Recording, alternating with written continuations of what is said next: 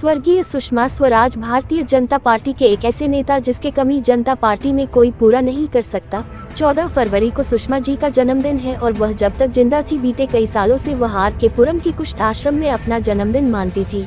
आज वह हमारे बीच नहीं रहे, लिहाजा इस परंपरा को उनकी बेटी बांसुरी स्वराज मना रही है। कार्यक्रम में दिल्ली बीजेपी के कई बड़े नेता पहुंचे। सभी ने बांसुरी स्वराज की बातों से प्रभावित होकर उनके लिए अपील किया कि वह भी सक्रिय राजनीति में आए और सुषमा जी के जो सपने थे उसको पूरा करने का कार्य करें। क्या आप जानते हैं सुषमा स्वराज अपना जन्मदिन खास तौर पर कहां मनाती थी? अगर नहीं तो ये हम आपको इस रिपोर्ट में बता रहे हैं। सुषमा स्वराज राजनीतिक जीवन में जब से आई तब से वह आर के पुरम के इसी कुष्ठ आश्रम में अपना जन्मदिन मनाती थी। सुषमा स्वराज भारत सरकार के कई उच्च पदों पर रही है। वह अपने काम को लेकर चाहे कितनी भी व्यस्त रहे, अपने जन्मदिन वाले दिन यानी 14 फरवरी को वह हर साल आर के पुरम के इस कुष्ठ आश्रम में आती थी। यहाँ के लोगों के साथ अपना जन्मदिन मनाती थी। कुछ लोगों के लिए वह दान करती थी, उनके लिए यहाँ भोजन कराती थी और जो खाना उनके लिए बनता था आज के दिन वह भी वही खाना खाती थी। जी हाँ, एक समर्पित इंसानियत थी, प्रतीक थी सुषमा स्वराज। आज वह हमारे बीच में नहीं है, लेकिन इस कुष्ठ आश्रम में उनके जन्मदिन मनाने का परंपरा खत्म नहीं हुआ है। पूर्व में स्टैंडिंग कमेटी के चेयरमैन और स्थानीय बीजेपी के वरिष्ठ नेता राधेश्याम शर्मा द्वारा इस कार्यक्रम को आज भी उतने ही हर्षोल्लास और परंपरागत तरीके से मनाया जाता है। अंतर बस इतना है, जिस कार्यक्रम में पहले खुद सुषमा स्वराज आती थी, आज उनके गैर हाजिरी में सुषमा स्वराज की बेटी बांसुरी स्वराज आती है और ठीक वैसे ही परंपरागत तरीके से सभी कुछ लोगों के साथ मिलना, उनके लिए दान करना, उनके लिए भोजन खिलाना और उसी भोजन को यहाँ पर खाना, वह सारी परंपराएं आज भी बदस्तूर जारी है। सुषमा स्वराज इस कुष्ठ आश्रम में रहने वाले सभी लोगों को अपने परिवार की तरह मानते थे। ठीक वैसे ही उनकी बेटी बांसुरी स्वराज भी यहाँ के कुछ व्यक्तियों के साथ बेहद घुल मिलकर रहती है। इस कार्यक्रम का आयोजन बीजेपी के वरिष्ठ नेता राधेश्याम शर्मा द्वारा किया गया है, जिसमें दिल्ली प्रदेश के अध्यक्ष, दिल्ली प्रदेश के उपाध्यक्ष, जिलाध्यक्ष और कई सीनियर नेता आए थे। इस कार्यक्रम में एक तरफ सुषमा स्वराज जी को याद किया गया, वहीं दूसरी तरफ यहाँ आए सभी बीजेपी के नेताओं ने यह अपील की कि बांसुरी स्वराज, जो कि न सिर्फ सुषमा स्वराज की बेटी है बल्कि उनके अंदर वह काबिलियत भी है कि वह सुषमा स्वराज की तरह काम कर सके, वह भी अब सक्रिय राजनीति में आए और सुषमा स्वराज के सपनों को पूरा करें। सुषमा स्वराज के जन्मदिन के इस कार्यक्रम में सभी बीजेपी नेताओं ने माल्यार्पण कर सुषमा जी को याद किया और साथ ही साथ यह अपील भी किया कि बांसुरी स्वराज अब सक्रिय राजनीति में आए और सुषमा स्वराज के सपनों को पूरा करें। हालांकि बांसुरी स्वराज सुप्रीम कोर्ट में फिलहाल एक सीनियर वकील के तर्ज पर काम कर रही है और राजनीतिक जीवन के बारे में जब हमने उनसे पूछा तो उन्होंने कैमरे पर कुछ भी नहीं। अब देखना यह है कि जहां एक तरफ बीजेपी का ये संगठन बांसुरी स्वराज को अपने नेता के रूप में देखने की इच्छा जता रहा है, ऐसे में दिल्ली प्रदेश या केंद्र का संगठन बांसुरी स्वराज को सक्रिय राजनीति में लाने के लिए क्या कोई प्रयास करेगा? इस सवाल का जवाब आने वाले दिनों में मिलेगा। दिल्ली से कैमरामैन धर्मेंद्र कुमार के साथ नीरज अवस्थी की रिपोर्ट।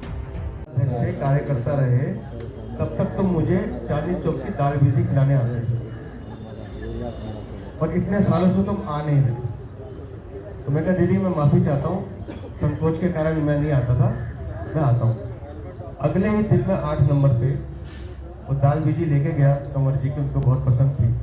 वो जयशंकर और बाकी सब अधिकारी बैठे हुए थे। मुझे कहा गया मीटिंग चल रही है, लेकिन जब उनको पता चला कि वीरेंद्र आए हैं तो उन्होंने मीटिंग के बीच में मुझे बुलाया, डिब्बा खोला, खुद भी खाया, सबको खिलाया और बोले कि ये दाल बीजी के लिए नहीं रुकना है।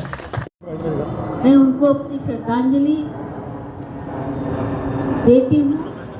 और मैं एक बात बताऊँ कि हमारे जो है अशोक सिंह जी, जब मैं लोकदल में थी तब से उनको जानते थे और उसके बाद काफ़ी भाई बहन का इन लोगों का चाट का बड़ा शौक था, खूब खाते थे। कहीं भी हो अशोक चाट लेके आओ, चाट खाते थे। उसके बाद में आज भी अगर हम कभी कुछ गले में हार वार पहन लेते हैं तो अशोक जी कहते तुम्हें शर्म नहीं आती?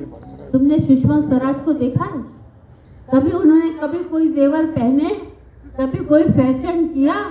तो उनके नाम से मुझे डांट आज भी पड़ती है कि कितनी simple, sober, down to earth, धरती पे रहने वाली सभ्य महिला थी और वाकई को महफूज महसूस करवाए। आप बात करते हैं एहसास, तो एहसास का तो मैं आपको बताऊं, जैसे सबने आपको बोला कि 96 से मेरी माँ यहाँ आ रही थी हर वर्ष अपना जन्मदिन अपना मनाने के लिए यहाँ। देखिए, उनकी कमी मुझे इतनी खलती है कि मेरे पास शब्द नहीं है, शब्द पर्याप्त नहीं होते उनकी कमी की अभिव्यक्ति करने के। भाषा मान लो सिमट के रह जाती है। लेकिन जब मैं आपके बीच में आती हूँ तो भोले बाबा की। आज फिर 14 फरवरी है, आज एक बार फिर सुषमा जी को याद कर रहे हैं, क्या कहेंगे आज? देखिए जी, आज का दिन देश के केवल कार्यकर्ता नहीं, मैं देश के लोगों की बात करता हूँ कि करोड़ों करोड़ों लोगों के मानस पटल पे ना सुषमा जी सदैव जीवित रहेंगी। जो लोग एक बार जीवन में एक बार जो उनसे मिल लिया वो उनका मुरीद हो जाता था, वो उनका भगत बन जाता था। इतनी आत्मीयता थी उनके अंदर, इतनी आत्मीयता थी कि व्यक्ति को अपना बना लेती थी बिल्कुल। और जो उनकी कार्यशैली थी काम करने की, कार्यकर्ता मैं अक्सर कहता हूँ कि कार्यकर्ता किसी पैसे का या किसी धन का भूखा नहीं है, कार्यकर्ता मान सम्मान का भूखा है। और वो इतना मान सम्मान कार्यकर्ता को देती थी, इसलिए जब भी सुषमा जी की बात आती है तो कार्यकर्ता दिल्ली के, देश के किसी भी कोने का कार्यकर्ता हो, वो आज भी, और जब वो विदेश मंत्री थी उसके रूप में, तो आज देश के लोग कैसे एक ट्वीट के ऊपर, कैसे एक छोटी सी सूचना के ऊपर वो आउट ऑफ वे जाके लोगों को उन्होंने मदद की है। मेरे पास तो कई ऐसी उदाहरण हैं जो मैं आपको बताऊं कि भगवान ना करे किसी की कोई दुर्घटना में किसी की जान चली गई विदेश में। इस कुष्ठ आश्रम से किस तरह का संबंध बताओ? इस कुष्ठ आश्रम से उनका संबंध, वो यहाँ से 96 में पहली बार सांसद बनी थी, तब उन्होंने मेरे को कही कि मैं अपना जन्मदिन कुष्ठ आश्रम में मनाऊंगी। और उन्होंने मुझे बताया कि इससे पहले मैं अपना जन्मदिन अम्बाड़ा और करनाल में भी जब थी तो वहाँ भी कुष्ठ भाई बहनों के बीच मनाती थी। तो वो तो अपना जन्मदिन दिल्ली में हो या बाहर हो, हमेशा कुष्ठ भाई बहनों के बीच में मनाया। और 96 से लेके 2019 तक, जब तक वो हमारे बीच में रहीं, हर वर्ष चाहे वो हिंदुस्तान के किसी कोने में हो, अपना चाहे विदेश में हो, लेकिन जन्मदिन इन लोगों के बीच में मनाया। उनके साथ बैठ के भोजन करना, उनके साथ बैठ के आत्मीयता से बात करना। ये लोग तो हमारे से भी ज़्यादा आज वो नहीं है और उनकी परंपरा को उनकी बेटी आज निभा रही है। साथ ही साथ उनकी बिटिया, चाहूँगा कि यहाँ के कार्यकर्ताओं ने एक इच्छा जाहिर की है कि उनकी बेटी जो है वो एक बार राजनीति में, सक्रिय राजनीति में है और उनके पद चिन्हों पर आगे बढ़े। देखिए, बिटिया में जो एक सुषमा जी जैसे जितने सर्वगुण संपन्न थी, बिटिया में वो सारे गुण विद्यमान हैं। अच्छी वक्ता हैं, सुप्रीम कोर्ट की वरिष्ठ अधिवक्ताओं में उनका नाम आता है, बहुत प्रमुख वरिष्ठ अधिवक्ताओं में से उनका पहचान है उनकी। बहुत थोड़े समय में बहुत प्रसिद्ध वकील हो गई हैं वो। और उनकी वाक्य शैली, उनकी विद्वता, सब सुषमा जी की झलक उनके उसमें से निकलती है।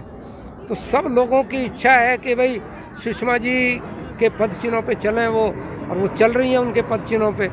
उसी प्रकार उनका लोगों से मिलना, सुषमा जी की तरह ही लोगों के बीच में जाना, लोगों से मिलना, लोगों के साथ आत्मीयता के संबंध रखना। तो निश्चित रूप से मैं तो ये कहूँगा कि जो ईश्वर ने तय कर रखे होगा, लेकिन मैं उनके बहुत उज्जवल भविष्य की कामना करता हूँ। और देश को जैसे सुषमा जी की ज़रूरत थी, ऐसे ही मुझे लगता है कि आने वाले वर्षों में एक प्रमुख राजनेता के रूप में बांसुरी जी उभर के सामने आएंगी, ये मेरा दृढ़ विश्वास है। ठीक है, 14 फरवरी है, आप लोगों ने सुषमा जी को याद किया, क्या कहेंगे? आज के दिन दीदी अपना जन्म दिवस पिछले 96 से, मतलब आप समझिए कि 26-27 साल से ज़्यादा हो गए इस बात को, कि दीदी अपना जन्मदिन इसी कुष्ठ आश्रम में यहीं के भाई बहनों बीच में मनाती थी। दुर्भाग्यवश आज बहन जी हमारे बीच में नहीं हैं। उनकी बिटिया बांसुरी जी, जो हमारी बिटिया है, छोटी बहन की तरह है, उन्होंने ये नियम दोबारा से चालू किया है। मुझे लगता है कि इससे अच्छा जन्मदिन उसको हो नहीं सकता कि अपने कुछ रोगी भाइयों के साथ, उनके बच्चों के साथ बैठ के यहाँ भोजन करना, एक अपनापन से उनके साथ रहना, और उनकी जो ज़रूरत की चीज़ें हैं पहले पता करना। दीदी का ये स्वभाव शुरू से था कि 2 दिन पहले पता करो कि उनको ज़रूरत किस चीज़ की है, तो वो जो चीज़ की ज़रूरत है वो चीज़ उनको उसी दिन जन्मदिवस के दिन देना। वैसे दीदी का हमेशा आशीर्वाद रहा, वही शायद हम लोगों ने अपनाया। हम बीच बीच में अभी 15-20 दिन पहले बहुत ठंड थी, जब उससे पहले 2 महीने पहले जब और ज़्यादा ठंड थी, तो हम बीच में आते रहते हैं, कंबल, राशन, कोरोना काल में भी काफ़ी चीज़ की। परंतु जो इस दिन का है वो एक अलग महत्व है, और मैं समझता हूँ कि ये दिन हमारे लिए बहुत ही एक बड़ा दिन है। दीदी के जन्मदिवस के ऊपर यहाँ पर आते हैं, हमेशा भगवान हमें शक्ति आशीर्वाद दे कि हम इसको करते रहें। यहाँ पर कई कार्यकर्ताओं ने अपील किया कि बांसुरी जी सुषमा जी की पद चिन्हों पर चले और एक बार फिर वो सक्रिय राजनीति में आए। हमारी भी शुभकामनाएं हैं, भगवान से हमारी भी प्रार्थना है कि दीदी सुषमा जी बहुत अच्छी नेता रही हैं, बहुत अच्छी मंत्री रही हैं, हर लिहाज से आगे उस भगवान इनकी भी सुने और आगे बढ़ें, ये भी हमारी शुभकामनाएं हैं इस बात में। ठीक है जी, आज 14 फरवरी है और एक बार फिर से आप लोगों ने सुषमा जी को याद किया, क्या कहेंगे? देखिए, ये दिन आज हमारे अध्यक्ष जी ने तो बहुत ही स्पेशल बना दिया। वैसे हमारी सुषमा जी, जो हम लोग अलग अलग पहले पार्टी में थे, पर अब तो इसी परिवार की मैं समझ लीजिए वो मायका था, ये ससुराल है मेरे, मैं वो माँ यहाँ पे आ गई हूँ। तो मेरे संबंध तो हमारे बहुत पुराने थे, और सुषमा जी बहुत ही एक ऐसी महिला थी कि शायद उनकी जगह कोई नहीं ले सकता है सिवाय बांसुरी के। आज मैंने उसको आशीर्वाद भी दिया है उन्हें, और कि भगवान करे वो अपनी माँ के पद चिन्हों पर चलें और उनका नाम रोशन करे। हर माँ बाप की इच्छा होती है कि उनका बच्चा आगे बढ़े, तो कहीं ना कहीं वो ऊपर देख रही होंगी, वो भी चाह रही होंगी कि हमारी लड़की आगे बढ़े। तो मैं तो यही कहूँगी कि बांसुरी को आगे आना चाहिए, और हमारे लोगों को भी सोचना चाहिए कि एक जो जगह खाली हुई है सुषमा जी की सौम्यता की, उनकी कद काठी, उनकी भाषा, उनका व्यवहार, वो सारी चीज़ें जो लुप्त हो गई हैं वो बांसुरी में हैं। तो बांसुरी को आगे आना चाहिए, और मैं बहुत बहुत उनके जन्मदिन के उपलक्ष्य में सबको यहाँ पे जो कार्यक्रम हमारे राधे श्याम जी करते हैं और बांसुरी हमेशा उसमें आती है। आज अध्यक्ष जी ने, वीरेंद्र सचदेवा जी ने आके इस दिन को और स्पेशल बनाया है। उन्होंने कह दिया है कि ये आज का दिन मैं सेवा दिवस के रूप में पूरी दिल्ली में मनाऊंगा। तो ये हमारे लिए बहुत ही उपलब्धि है और बहुत अच्छी बात है, और वीरेंद्र सचदेवा जी जो कहते हैं वो करते हैं। आपके अलावा कई कार्यकर्ताओं ने, लगभग सभी ने इच्छा जाहिर की कि बांसुरी जी को सक्रिय राजनीति में आना चाहिए। बिल्कुल आना चाहिए। क्या लगता है वो आएंगी, वो क्यों नहीं आ रही? क्यों आएंगे, क्यों नहीं आएंगी भाई, बिल्कुल आना चाहिए। हम तो कहेंगे आना चाहिए। मैंने तो उनको ब्लेसिंग्स भी दी है, अपनी मासी बोल के गई वो तो मुझे तो बिल्कुल चाहेंगे आना चाहिए, क्योंकि देखिए हमारे देश में बहुत ज़रूरत है। जैसे मोदी जी महिलाओं को चुन चुन के आगे ला रहे हैं, महिलाओं के लिए बहुत अच्छा काम कर रहे हैं। तो बांसुरी के बारे में भी, बांसुरी को भी आगे आना चाहिए, यही मेरी आशीर्वाद है और दुआ है।